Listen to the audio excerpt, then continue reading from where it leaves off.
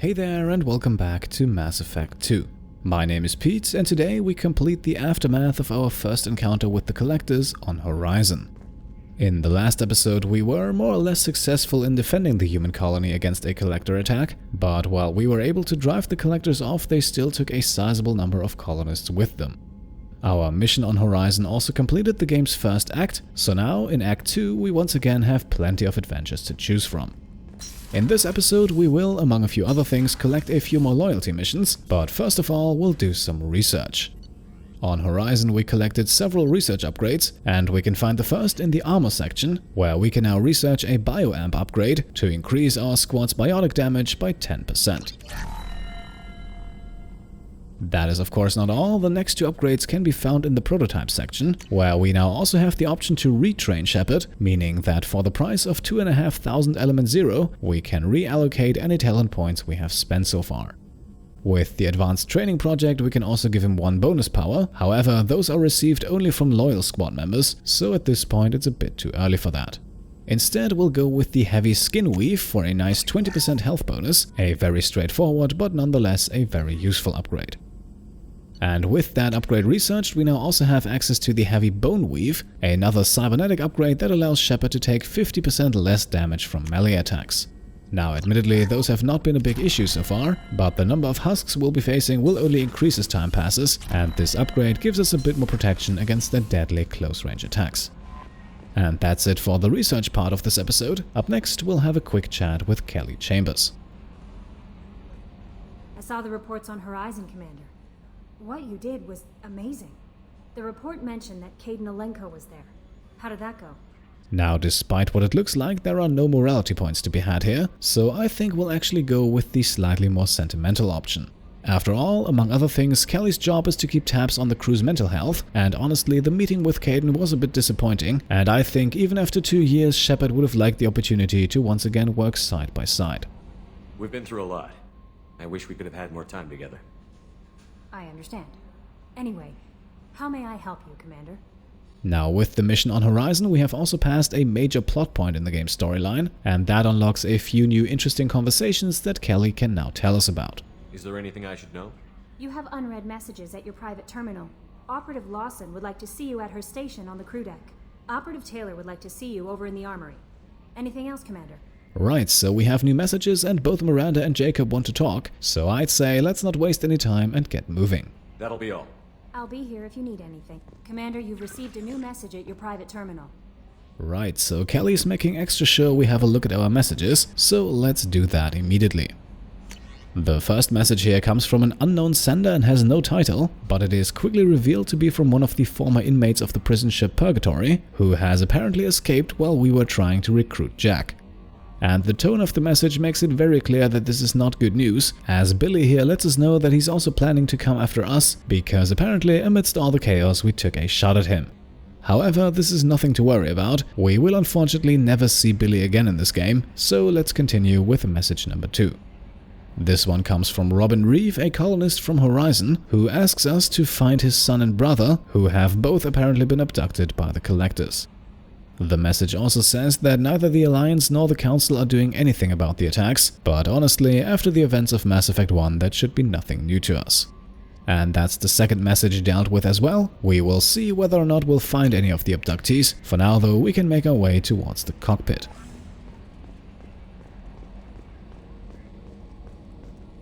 I've got an appointment with Shahira in 3 months. I can't wait. We're flying into the eye of the storm, and you're thinking about some Asari prostitute?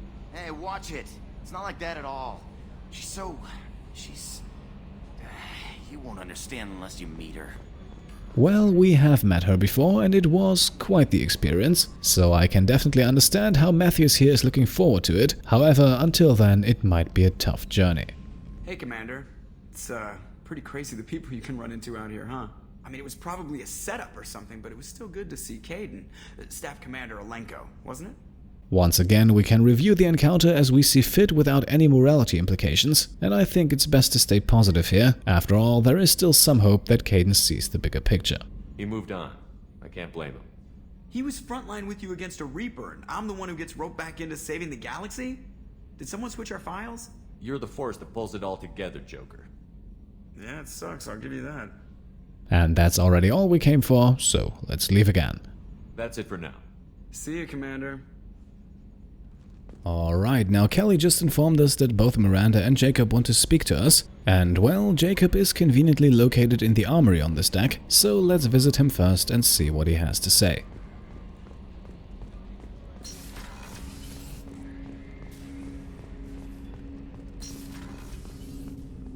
Commander, sorry I'm a little unfocused. Personal matter. It won't affect my duties. So we have 3 conversation options here, but the one at the top is only available because we talked to Kelly earlier, and that's also the one we'll take for 2 Paragon points. The yeoman said you wanted to see me. What's this about, Jacob? As I said, it's a personal matter. I don't want to waste our time if it turns out to be a goose chase. But... well, I got pinged by a ghost the other night. Family. Now here we will actually go with the Renegade option, simply because there is no Paragon alternative available. It's only a waste of time if you jerk me around. What is it? My father was first officer on a ship that went missing 10 years ago. I had not talked to him for 3 years prior. His ship, the Hugo Gernsback, sent an SOS last week, reporting a crash and a request for rescue. Just like that, out of the black. I'm not convinced it isn't just some automated distress signal ticking over. It's been too long. And here it's now the other way around, only one of the option gives morality points, and that would be the Paragon choice at the top. I'd think you'd be more excited that your father might be alive. He wasn't around enough for me to have bad memories. It's an old, well-healed wound. But if he's actually alive and needs help, I also want to note that it's not normal procedure for distress calls to be routed to the Normandy. This was passed to my personal log through Cerberus filters. Right, now considering how the Elusive Men carefully engineered our trip to Horizon, without any regard for people once close to us, I might add, I think it's only fair to ask if Cerberus is mixed up in this as well. Any signs that this was a Cerberus front? Who passed this to you?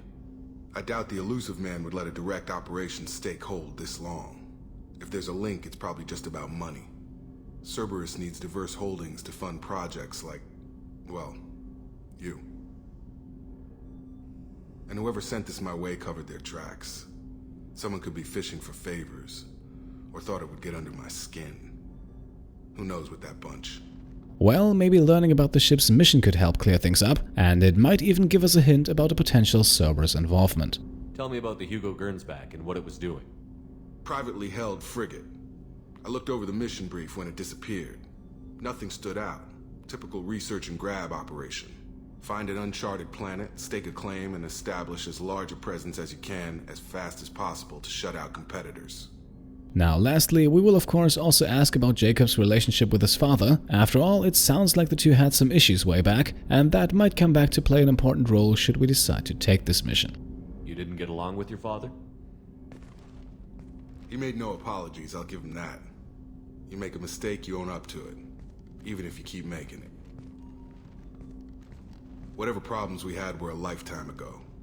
I've had 10 years to get to where I am, and as far as I know, he's still a ghost. Alright, we have 2 options now, both ultimately ending in the same result. Jacob's loyalty mission will be added to our journal regardless, so we might as well show our helpful side here, even though it does not gain us any morality points. I think we can spare the time. Pass the coordinates to Joker. I appreciate that, Commander. I don't expect more than dusty old bones, but it'll be good to close the record.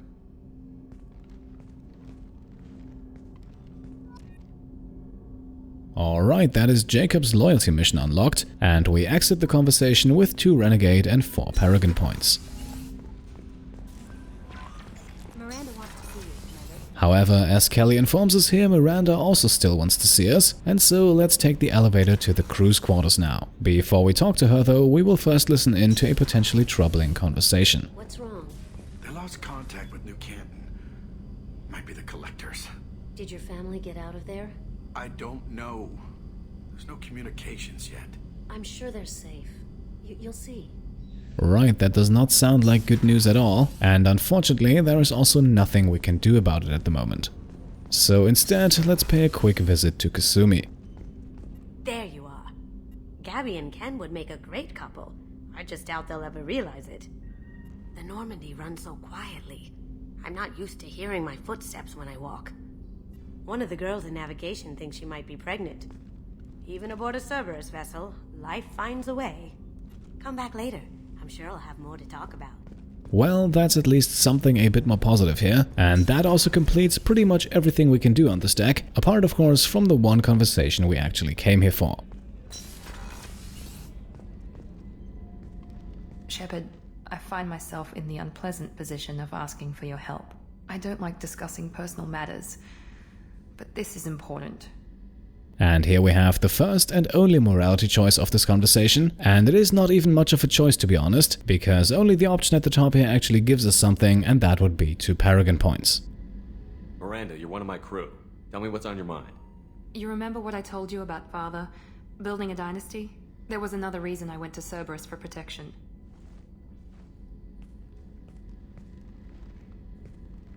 I have a sister, a twin, and he's still hunting her. Cerberus has kept her safe, until now. She's living a normal life on Illium, safe and hidden from my father. Of course, however, if that was still the case at this very moment, then we would not be having this conversation. So you think your father has tracked her down? Precisely, Commander. My sources indicate he knows that she's on Illium. I've tried to keep her hidden without impacting her life, but I'm out of options. He's too close.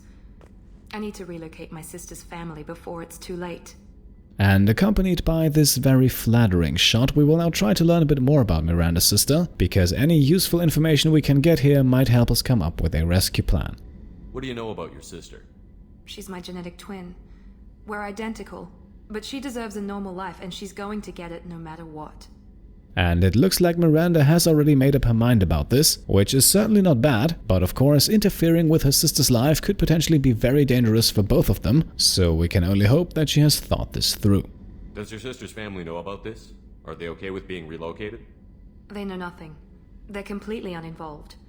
Normal. I told Cerberus and they're coming up with a positive reason to move the family. And once again, we now have 2 options here to wrap up this conversation, and just like with Jacob earlier, we will promise to help. After all, declining a mission is really not an option if this is supposed to be a completionist playthrough. What do you need me to do? My father is extremely persistent. I'd like to go to Illium when Cerberus is moving the family to make sure none of his agents get too close. My contact's name is Lantea. She'll be waiting for us in the lounge near the Nos Astra docking bay. Right, so now we have Miranda's loyalty mission as well. Time to listen in on one more conversation. Rupert, there's something different with tonight's meal. Seems like you put in more food and less ass. Yeah, keep talking. And that is all we can do in the crew's quarters. Neither Garrus nor Dr. Chakwas have any new dialogue options for us, so let's now take the elevator down to engineering. Here we will now have conversations with Grunt, Jack and Zaeed, and the Krogan is up first. Shepard. And since we already explored all investigate options, we'll get right down to the personal stuff. Just checking in, making sure you're acclimatizing. I was just sitting here thinking. The picture, I'm finally starting to get it. There's a tank imprint, the battle at Canrum. A dead Turian, stripped. You don't see them out of their armor much. A Krogan boot on his head, and a claw hammer. It's under the brow plate, pulling it back, right? Eyes have gone black, and you see tension in the muscle. You can feel it ready to snap. I get it. Well, I have to admit, at the moment this all sounds a bit confusing, mostly because we haven't heard of the Battle of Canrum yet. Canrum isn't ringing a bell. Death of Shiagar, female warlord. Turians killed her, so they were hunted down and made examples. Even if they won the war, it was the last push before the rebellions ended. Now, it's still not quite clear what point Grunt is trying to make here, but for 2 Paragon points we can hopefully find out a bit more. Maybe I had to be there, but I don't get the joke. There's no joke. It's just great. It's a Turian, and he's being torn apart for what they did. I felt nothing before, but now I get it. It was a good fight.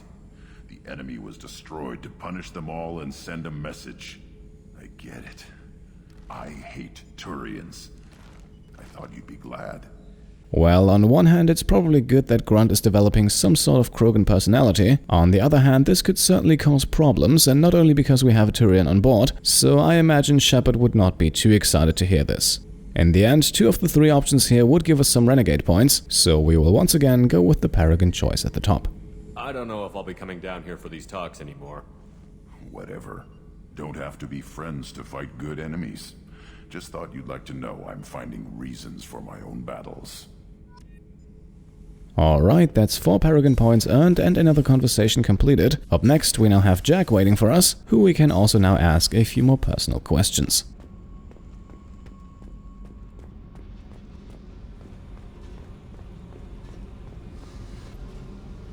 Hey. Tell me about you, Jack. What are you up to? Still checking out your ship. Wouldn't mind putting her through her paces when you're not around. Another conversation and another chance for morality points, but this time we only have a renegade and a neutral option available, so we'll go with the one at the bottom to obtain 2 more renegade points. If I take you too seriously, I might need to deal with you. Try it. Anyway, relax. Joyriding doesn't have the thrill it used to. Besides, if I wanted it, I'd take it. That's so. I've been around. Ran with gangs, wiped out some gangs, joined a cult. Kept the haircut. I learned how to survive and not be a victim. Well, to be honest, I can't imagine Jack participating in all kinds of stuff. A cult, however, somehow sounds a bit too organized for her, I think. It's hard to imagine you in a cult. That usually involves a lot of rules. I was looking for answers. Drugs and sex and going to a better place. A better place, right. It was all about money. They wanted to take a colony, shake the suckers down to fund their spread, and guess who was their ace in the hole? They were just like the rest. Didn't give one shit about me. And honestly, I don't even think we'll have to ask this, but we'll do it anyway. What did you do when you found out? What do you think? So to continue the conversation, we can now choose between a Paragon and a Renegade option, and it certainly seems like Jack has some major trust issues, so Paragon it is. You must have met some good people, too. Everybody wants something, and because of that, everything is fair game. Murder, assault, kidnapping, drugs, stealing, arson, done it all, and that's the boring shit. Piracy, theft of military craft, destruction of a space station, and vandalism. That was a good one. Right, that is quite the list she's got there. Vandalism, however, that somehow sticks out to me, so let's ask about that first. I'm surprised you'd even mention vandalism in that bunch. That's what the Hanar call it when you crash that space station I mentioned into one of their moons and make a new crater. They really liked that moon.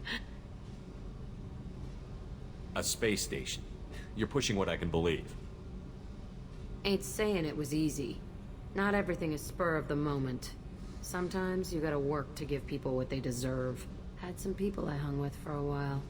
Outlaw colony. Felt like they were like me. Guess that made us a nice target. Turians think they know something about a scorched earth response. Fuck 'em. Right, that still leaves us with theft of a military craft and piracy, and since we are more or less on a military craft ourselves, it might be wise to learn a bit more about that, even if it's just for the sake of self-protection. Military's a hard target. Bet that made you some friends. Shouldn't have left the thing unlocked. Besides, parades are boring. I helped. Alright, so don't leave the Normandy unlocked, copy that. Now it's time for the piracy story. You were a pirate too? Ties in with the kidnapping. If you hijack a passenger ship and don't kill everyone, anyway. Good lesson. Simpler to just kill them all. So at this point I think it's safe to say that Jack has one hell of a violent history, which of course makes one wonder if she regrets any of it, and that is the exact question we'll ask now for 2 more Paragon points. Do you ever wonder if you could have done things differently? No. Shouldn't you? There's no reason I should be alive, but I am. You know why? Instinct. It's worked for me so far, and I'm not gonna change. Hey, Shepard. No one's ever asked me about this shit. It's strange to talk about. So fuck you. And thanks for asking. Well, it appears that we might be starting to actually form a bit of a connection with her. At least she seems willing to open up about her past, and we also got 2 Renegade and 4 Paragon points out of it. Up next, we now have a few more lines of dialogue from Zaeed waiting for us. Back for more? Tough fight on horizon. I fought slavers and kidnapping rings, but nothing like that. Some slavers took a little girl on a colony in the Skepsis system. girl woke up, fought her way out, got picked up by my band well on her way to Omega. 8 years old. She'd have had no chance on Horizon. Jack, Subject Zero, whatever you call her. Hell of a girl.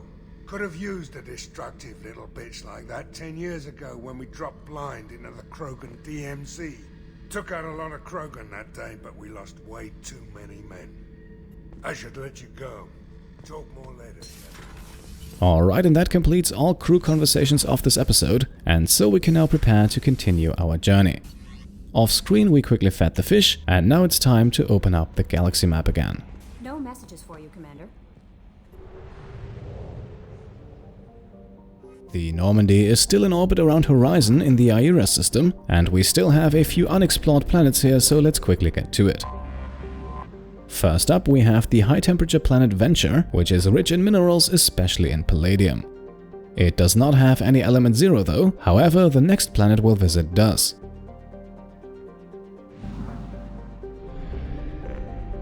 And that would be the gas giant Prospect, which all things considered is a rather poor mining target. It does not have any big mineral deposits, but as I mentioned, it does have some element 0, so if you're still lacking some, Prospect might be worth a trip.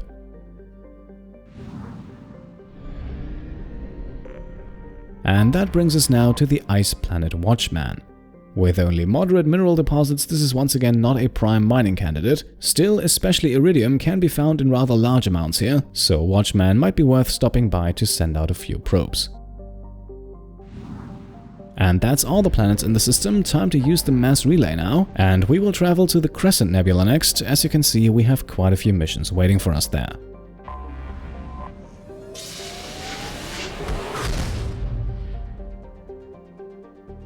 And we will immediately begin another tour around the system, starting off with the gas giant Thale.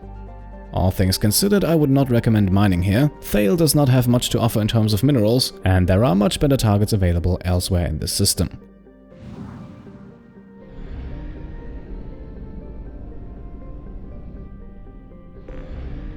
And the same can also be said for the ice giant Nexel. Despite attempts to establish a mining infrastructure on the planet, Nexel does not really offer much in terms of minerals, so in my opinion it can once again safely be skipped.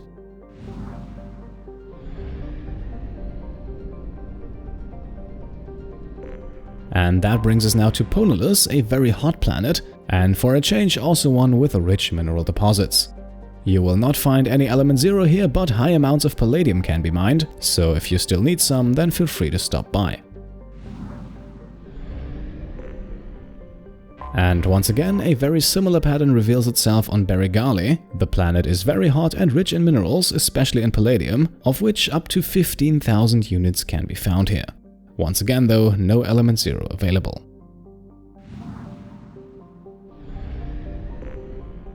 And so the only planet left to explore now is Illium, and Illium will be our stop for at least the next few episodes. Similar to Omega, Illium offers a wide array of missions and assignments. We will be able to recruit 2 more squad members here, and will also meet a few old acquaintances. I don't want to spoil anything, so I won't go into too much detail, but we'll likely spend a good amount of time here, so let's land and get right to it.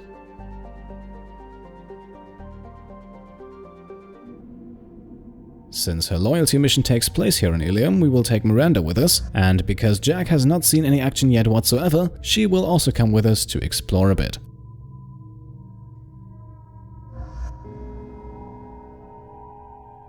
Now on Horizon we once again gained a level, so we have squad points to spend, and with Shepard we have the choice between leveling up Concussive Shot or Disruptor ammo.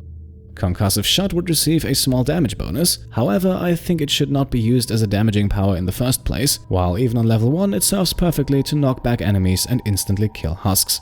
So that means our 2 points are spent on Disruptor ammo. This increases our damage output against synthetic enemies and shields, and it also unlocks the anti-armor incendiary ammo. With Miranda we have no points to spend at the moment, so let's continue right away with Jack, who has a whopping 14 points left to assign.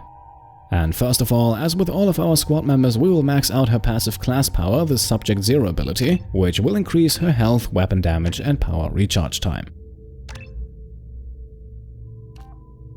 For the ability evolution, we can then pick between Primal Adept and Primal Vanguard, once again with varying bonuses to health, weapon damage and power recharge time. Adept focuses a bit more on Jack's biotic powers, giving her a faster power recharge time in exchange for a slightly lower bonus to weapon damage, while Vanguard works the other way around, increasing the bonus to weapon damage and lowering the bonus to recharge time. Now, as you know, Jack is a very powerful biotic, while at the same time her usefulness with weapons will always be a bit limited. And for that reason we'll go with Adept here, that way we focus on her strengths in combat, and we will be able to use her biotic abilities as often as possible. That still leaves us with 4 points, and we don't really have any other options but to spend the next 2 in Shockwave, which then unlocks Jack's biotic pull ability. As you know, Jacob already has that one as well, but we'll still spend 1 more point here to unlock it. That increases Jack's versatility a bit, and with the next level up we will still have enough points to upgrade Shockwave. And that's it, our weapon loadout remains as it is. We might switch things up once we get into some of the larger missions, but for now we can continue with this setup.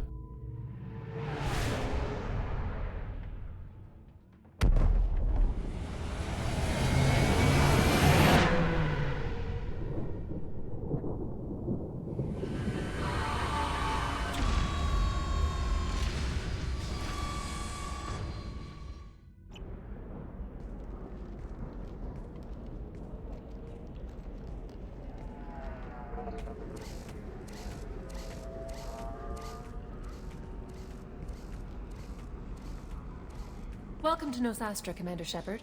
We've been instructed to waive all docking and administration fees for your visit. My name is Karina. If you need information about the area, it would be my pleasure to assist you. Now, of course, before we start asking questions about the area, it would be nice to know why we don't have to pay any of the usual fees. Who instructed you to waive the fees? The order came from Liara Tassoni, who paid all fees on your behalf. She also asked that I direct you to speak with her at your convenience. She's near the trading floor.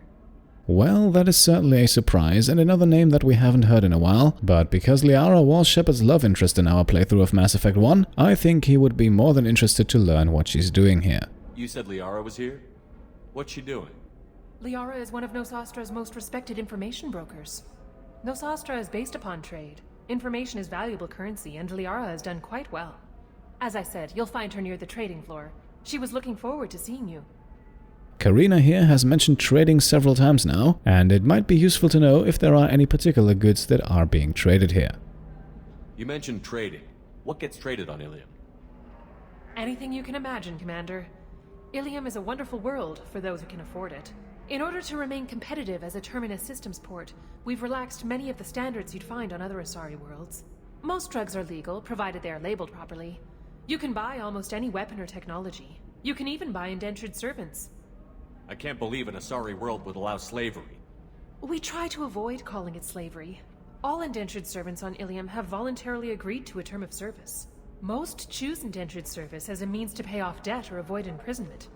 A contract holder is responsible for the well-being of her servants, and a servant's duties are agreed upon before the contract is signed. Right, so we have landed in Illium's capital city Nos Astra, and because we haven't been here before, it might be smart to learn a bit more about what the city has to offer. What can you tell me about Nos Astra? It's an exciting city. We see a lot of new cultures and goods because of our proximity to the Terminus systems. At the same time, Illium is still an Asari world. You should be as safe here as you would be on the Citadel. For your own safety, however, I recommend against signing anything. What's so dangerous about signing something? Illium is a free trade world, Commander. Contract term requirements are more relaxed here than on other planets.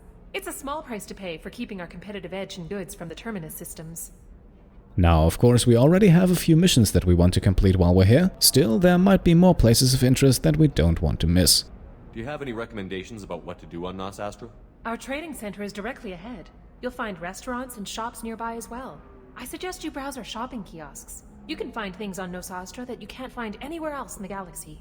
Now, finding things is nice and all, but we're also in the business of finding some very particular people to potentially recruit them, so maybe Karina can help us out on that front as well. I'm on a mission. Can you help me find someone? I can help you find major entertainment centers or stores, but I'm afraid I can't point you to individual people. Liara is excellent at that type of work, however. I imagine she can help you. Alright, looks like we have our path laid out for us, and that already concludes our short welcoming conversation. Thank you. Again, welcome to our city, Commander. Please enjoy your stay. Customs records indicated just a car named Samara is visiting this port, Shepard. Your former teammate, Liara Tassoni, may have more information. Her office overlooks the trading floor. You may wish to speak with her regarding the whereabouts of Thane Krios, the assassin on your dossier, as well. Also, I have a message for Miss Lawson. Lantea has reserved a room at Eternity and will be waiting. Thank you, Edie. And here we are, already with quite the list of things to do, so there will certainly be no shortage of action for the next few episodes. For today, I think this is an excellent point to make the cut. It was certainly a slightly more uneventful episode, but it unlocked 2 loyalty missions, and as I said, for the next few episodes we have a wide array of missions and assignments to choose from. So as always, I hope you enjoyed the episode, and if you did, then of course I would be happy if you could leave a thumbs up. And if you want to support the channel further, then you can of course subscribe if you haven't already, or you can also support the Pete Complete Patreon. Thank you all for watching, and I'll see you next time. Cheers.